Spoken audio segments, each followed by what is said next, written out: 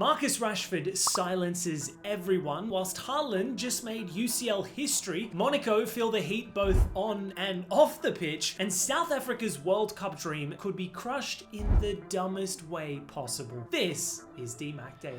Confidence is a crazy thing in football, man. Case in point, Marcus Rashford, the Manchester United outcast, the leader of the bomb squad, with a timely reminder of what he is capable of producing when the feel-good factor is back. There were questions asked following his Barcelona switch and even his most recent call-up to the England squad. But today, with Thomas Tuchel in the stands and the whole world watching, bro stood on business, and it was so nice he just had to do it twice. Both unbelievable goals. The first one isn't really being talked about enough either, because the power he generates from that header is actually absurd. The GOAT himself, Timmy Cahill, would have been proud of that one. And the second goal, I mean, wow, that was filthy. This man can strike a football better than most. Without Yamal, he stepped up big time as Barcelona secured a huge 3 points on the road. Collectively, the entire team was phenomenal. Garcia looks like a steal in goal. Koundé locked up both Barnes then Gordon. But what makes this Barcelona team truly special is that midfield duo of Pedri and Frenkie de Jong. The Spanish sensation pulls up to one of the most physically menacing midfield trios out there, and not only thoroughly dominated, but his actual defensive output was also unreal. 10 out of 13 duels won today, the most of any player. He also had the most successful tackles, the most dribbles completed, and was the most fouled player on the park. This guy can literally do everything. A generational central midfielder, and his partner in crime, de Jong, is similarly superb. 85 out of 86 passes completed. For years, he has been the scapegoat to all of Barca's previous woes. But make no mistake, he is the archetype Barca midfielder. Technically impeccable, press resistant, and mentally sharper than everyone else. A masterclass from both maestros. Newcastle will obviously be disappointed, but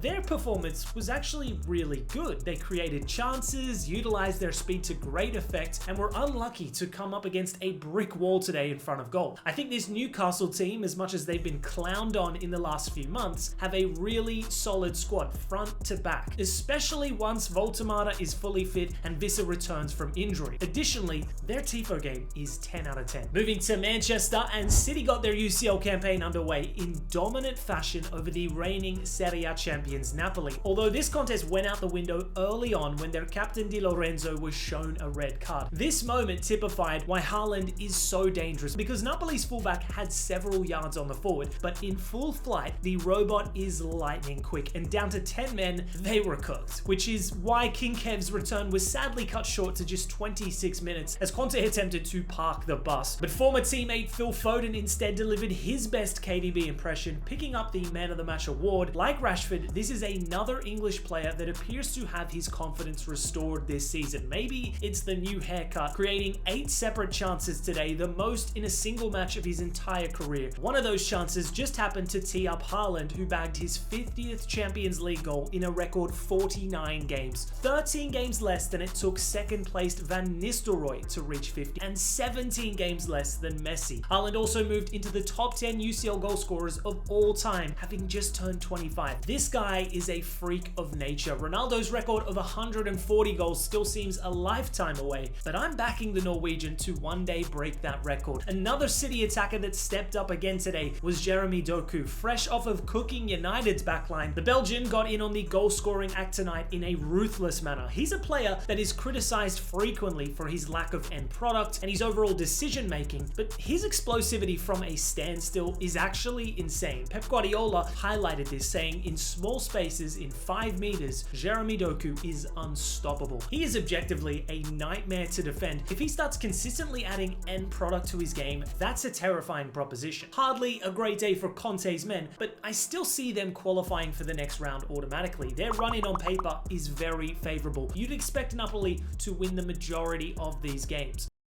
Moving to Belgium, and Club Brugge have secured a statement opening matchday victory over Monaco. The only solace for the red and whites was a consolation goal by Ansu Fati on debut for the club. I am rooting for this guy to succeed in Monaco. 5 years ago, Fati was one of world football's hottest properties. Now, his value has since dropped to just 5 mil. He's only 22 though, plenty of time for a career redemption. Nevertheless, a disappointing evening for Monaco. However, their preparation for this fixture was less than ideal. On Wednesday, they flew out to Brugge, but in utterly bizarre scenes, they were forced to abandon their flight due to the plane's air conditioning system breaking. It left the cabin so hot that the majority of the Monaco team was stripped down half naked, covered in sweat, some of them even departing the flight literally in their underwear. Wild scenes all round. Elsewhere in Europe, Leroy Sané's return to Germany was a disaster as his Galatasaray side were thumped 5-1 by Eintracht Frankfurt. I've been saying this for weeks now, but this Eintracht side are going to be the most entertaining team in Europe this season. Their Ekitike replacement Jonathan Burkhardt scored 2. Can Uzun also got in on the scoring act on his UCL debut, his 7th goal contribution in 5 appearances this season. Kid's a future star. In Denmark, FC Copenhagen and Bayer Leverkusen played out a thrilling 2-2 draw. Grimaldo with another trademark free kick. This guy is a literal cheat code at this point. 3 free kicks scored in the space of 5 days. Ridiculous. And in Portugal, Sporting gave UCL newcomers Kairat of Kazakhstan a difficult opening night. History was made in this matchup as Kairat traveled 4,292 miles for this away day, the biggest distance between two sides facing each other in the history of the Champions League. If you traveled via car, it would have taken you 93 hours to reach Lisbon. Sadly though, the Kazakhstani side were no match for their opponents. The first of the 4 UCL debutant clubs to taste defeat in match day 1. Although it wasn't all bad news for the underdog side, their 18-year-old goalkeeper saved a penalty and they even got on the score sheet too. Their future Chelsea player Satpayev had a quiet evening, but the same can't be said for Sporting's Chelsea-bound star boy Giovanni Kenda with a first ever Champions League goal and assist to his name. Shifting gears to international football,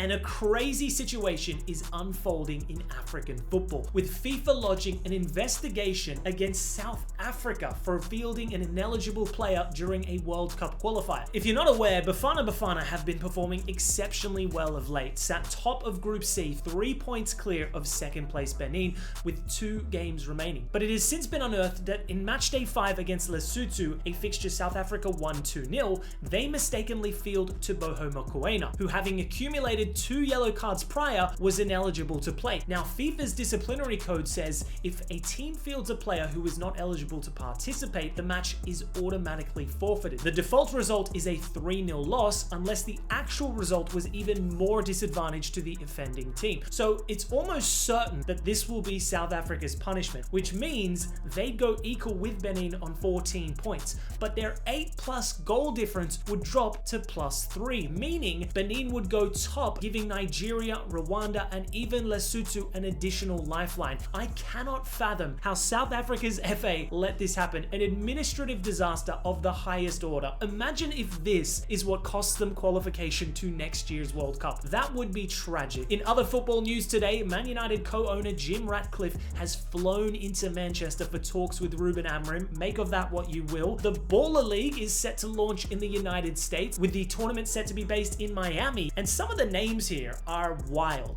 Show Speed is the president of Baller League USA, and some of the managers are even crazier. You've got legendary athletes Ronaldinho, Usain Bolt, Odell Beckham Jr., along prominent influencers such as Kai Cenat, XQC, and Drewski. And last but not least, Jose Mourinho is back in the headlines, having absolutely slandered his former employer Fenerbahce, saying, "I made a mistake going to Fenerbahce. It wasn't my cultural level, it wasn't my football level, it wasn't my level." Tell me how you really feel, Jose. Anyways, guys, that's all for today's DMAC Daily. Thanks for tuning in, and I'll see you next time.